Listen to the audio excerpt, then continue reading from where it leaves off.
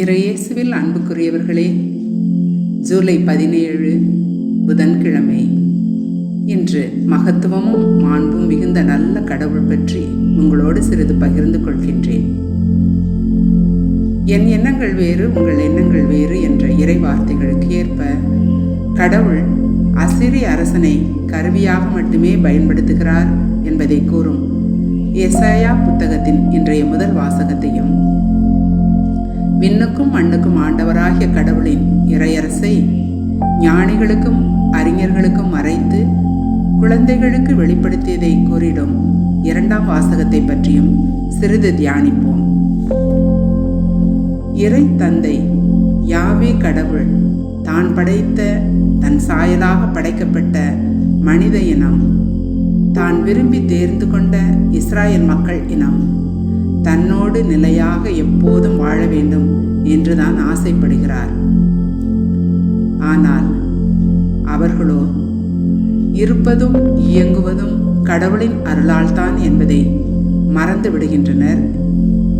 இரக்கமில்லாத இந்த இஸ்ராயல் மக்கள் நீதியில் நெறிதவறி சுயநலத்துடன் வாழ்கின்றனர். அனாதைகளையும் எளியோரையும் ஏழைகளையும் திக்கற்றவர்களையும் ஒதுக்கி ஓரம் கட்டி மமதையில் வாழ்கின்றனர். இப்படியாக இஸ்ராயல் மக்கள் வாழ்ந்து வந்த சூழலில் ஆண்டவராகிய கடவுள் இவர்கள் வாழ்வில் குறுக்கிடுகின்றார். ஆம், அசீரிய அரசனை தனது கருவியாக பயன்படுத்துகின்றார். எனக்கு சினமூட்டியையும் மக்களை நொறுக்க அவர்களை கொள்ளையெடுத்து சூறையாட அசீரிய அரசனை அனுப்புகிறேன் என்கின்றார் ஆண்டவராகிய கடவுள். ஆனால் இந்த இறை திட்டத்தை அறியாத அசீரிய மன்னன் தனது பலத்தால் தான் எல்லா வெற்றிகளும் தனக்கு கிடைத்தது என ஆணவமாக பேசி இன்னும் அதிகமாக இஸ்ரேல் மக்களை அழிப்பேன் என்கின்றான். யாவே கடவுள் இஸ்ரேல் மக்களை தன் பிள்ளைகளாக அன்பு செய்பவர். தன் மக்களை அழிய விடுவாரா? இல்லை முற்றிலும் தான் அழிக்க விடுவாரா? எனவே புதிய ஏற்பாட்டில் இயேசு கூறுவார், பாவியின் அழிவை அல்ல, மாறாக மனமாற்றத்தையே விரும்புகிறேன்.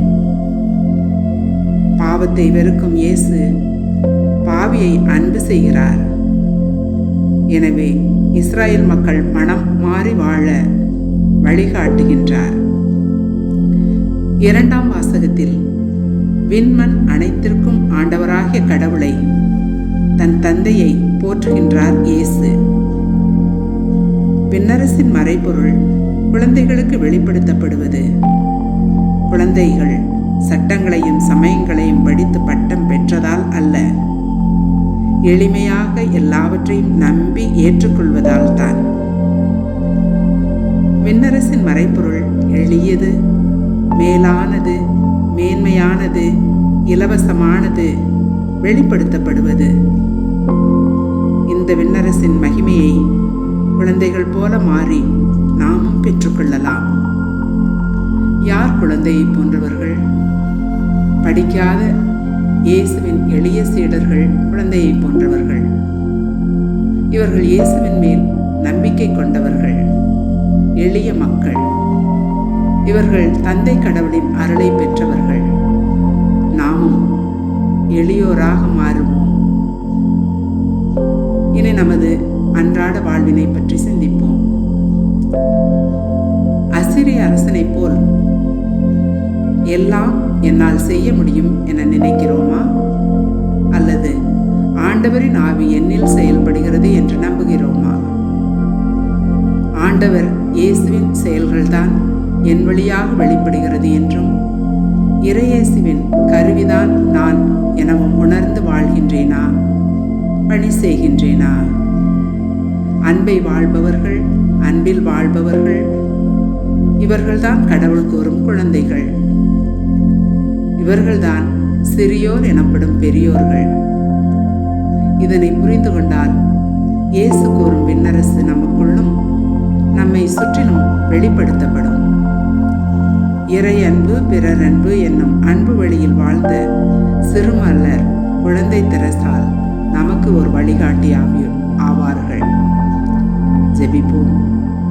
இயேசு இறைவா, உமது அருள் தாரும், எமக்கு உமது ஆவியை தாரும், உம்மில் உம்மோடு வாழச் செய்திடும்.